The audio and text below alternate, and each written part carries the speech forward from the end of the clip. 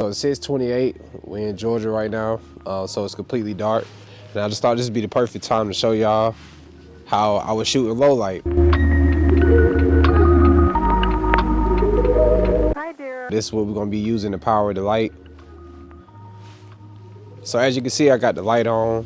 It's not in the best position right now. I'm gonna actually move the camera too. So if I was shooting outside at night in this situation, I would use the street light as a practical.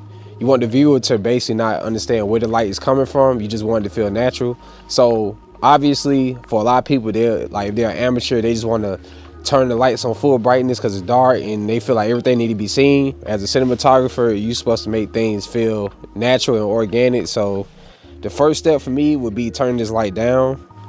Right now I got it at 2%. I'm gonna show y'all, I'm using my app. The most important thing for me is still retaining detail, but also creating separation. So even though this is a night scene, you feel like you still can see all the detail in my jacket. You can see me properly. If I didn't have a light, what I probably would have did was stand in the street, close to the street light, and use that as my main source. But you know, it's street lights that have that constant color temperature to them, so it doesn't look good on skin tones to me personally, and it's very hard to color grade that.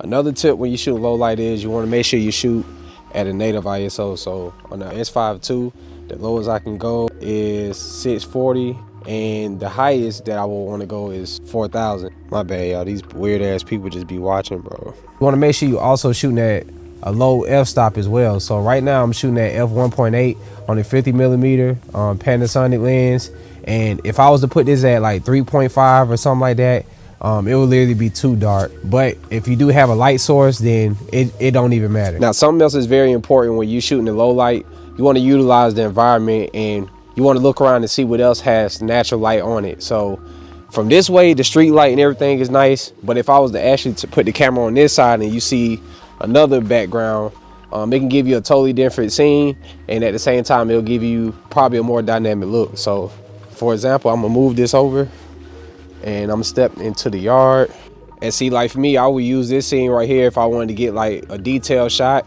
As you can see, it's very close. Usually when I'm in low light situations like this, I love to scan my environment first and actually see like what can I use to my advantage. So for me, this house in the background adds a lot of character to the shot.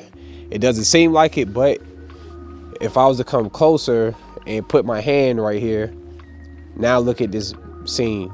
So right here, by me having the phone right here, this creates a nice backdrop. So just simple as that, just always try to like focus on the subject and just let the environment do the rest of the work. You'll be surprised with how amazing your footage turns out. So right now, the ISO I'm shooting at is at 4000. I'm gonna actually turn this down to 640 and show y'all it's possible to shoot that low too. I'm about to crank this light up to the max. I'm actually curious to see how this goes. Wow. Yeah, that's crazy, bro. Now, something I don't like when it comes to lighting the subject, I don't like having the light directly in the front like this. It don't feel like the light is coming from back here. It's like you literally just stand in front of bright ass light. So what I would do is I'll put this off to the side at an angle a little bit. So right now I'm at 99%. Let's see how low can we go on 640 ISO to where it looks good. It's a little too bright on my skin though. One thing I did not do tonight, I usually would have this softbox hanging straight over my head, aiming down towards the ground. And what that does is it creates a lot of shadows up on the eyes. It just looks very dramatic. And for music videos, a lot of the time the energy is very dark. That works a lot, but overall I just love the overhead lighting with the softbox. Now this is something that's very important too. Make sure you watch out for them wearing hoodies or anything that create more shadow that you don't need, and that'll make your videos look way better. But yeah, man, those are my main tips for the filming in low light.